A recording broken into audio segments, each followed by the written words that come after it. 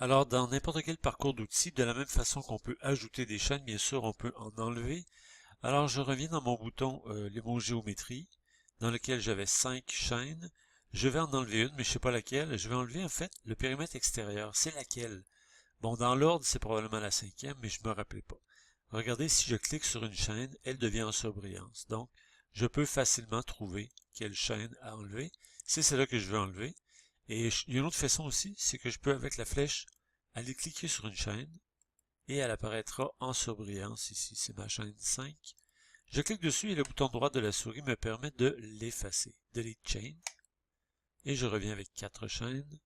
Je valide. Alors, comme j'ai fait des modifications, mon parcours d'outils est dirty ou sale. Je le régénère comme d'habitude avec le bouton Verify, qui me demande une régénération que j'accepte. Et je regarde ce que ça donne.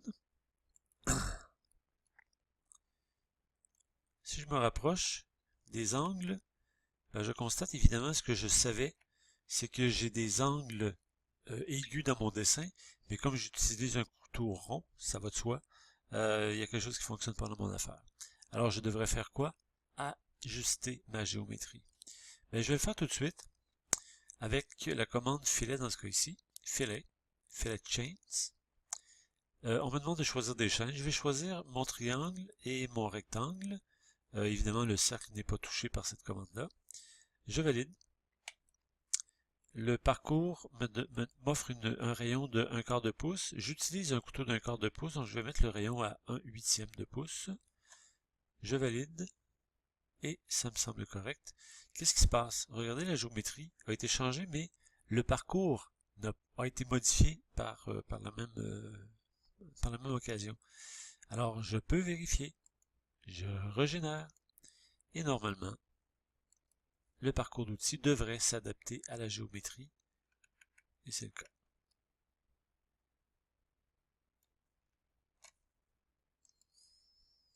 Regardons maintenant les différents paramètres des parcours d'outils Pocket. Je constate qu'il y a une spirale d'entrée ici. Je vais voir dans les paramètres du parcours d'outils Pocket. On connaît déjà l'outil, les paramètres de coupe. Je reviendrai là-dessus un peu plus tard. Pour l'instant, ça ne nous intéresse moins. Roughing, regardez ici. Vous avez différents types de parcours d'outils.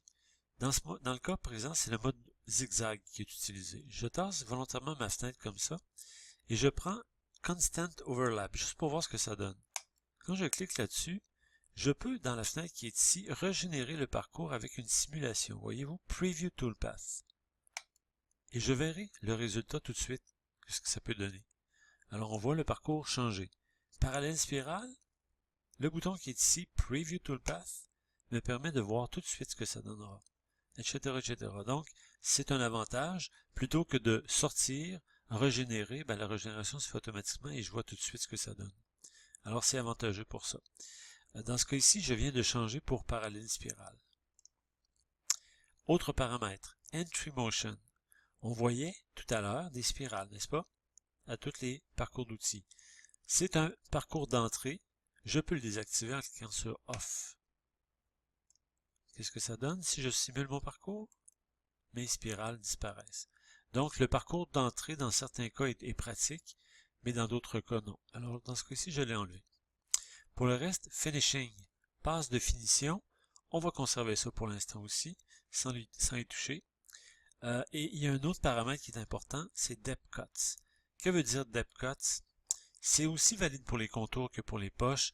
C'est la profondeur ou les strates, le nombre de passes qu'on devrait faire pour un parcours d'outils. Actuellement, il y a une seule passe qui se fait à la profondeur finale. Profondeur finale d'1/4 de pouce avec un couteau d'1/4 de pouce. Normalement, on devrait y aller avec le rayon du couteau comme profondeur de coupe. Alors, en cliquant sur Depth Cuts, je peux l'activer et dans la première case en haut, indiquer 0.125, c'est-à-dire 1/8 de pouce qui est comme étant l'épaisseur maximale à enlever à la fois. Si je simule le parcours, qu'est-ce que ça donne? On va voir apparaître 2 passes. C'est moins visible comme ça. Et là, je ne peux pas changer de point de vue. Mais on voit qu'il y a 2 passes qui vont se faire. Pour le reste, Linking Parameters, je laisse ça comme ça et je valide. Alors, vous voyez, mon parcours d'outils est maintenant composé de 2 passes. Tout ce que j'ai fait dans les paramètres, je résume. je suis allé dans Depth Cuts et j'ai donné ici le rayon du couteau que j'utilise. Le rayon du couteau que j'utilisais tantôt, c'était un couteau de 1/4 de pouce. Je n'ai rien changé d'autre que jouer avec les formes d'enlèvement de matière qui sont suggérées par Mastercam. Une chose qui pourrait servir et qui serait important de faire, finishing. Dans les passes de finition qui se donnent, c'est-à-dire la passe qui est surtout pratique dans le parcours zigzag pour enlever les petits, ce qu'on appelle les scallops en anglais, on devrait ici cocher le premier bouton et décocher le deuxième. Machine Finish Passes Only at Final Depth. Si vous avez 2, 3, 4, 5 passes d'usinage à faire, ben, il reste tellement peu de matière que on n'a pas besoin de faire autant de passes de finition à toutes les profondeurs. Donc, en cochant ici, ça enlève la notion de depth cuts pour la passe de finition.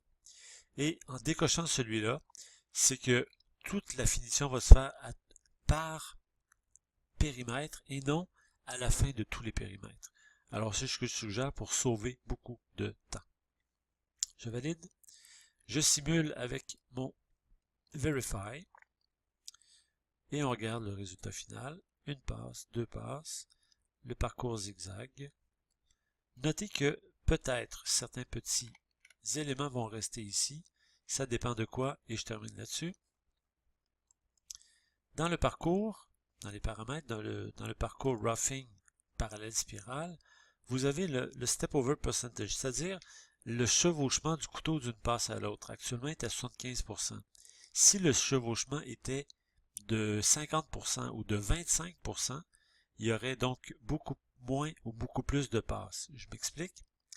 Je passe de 75 à 25, juste pour la démonstration. Je valide. Et je resimule avec Backplot et on va voir ce que ça donne. Voyez-vous le nombre de passes?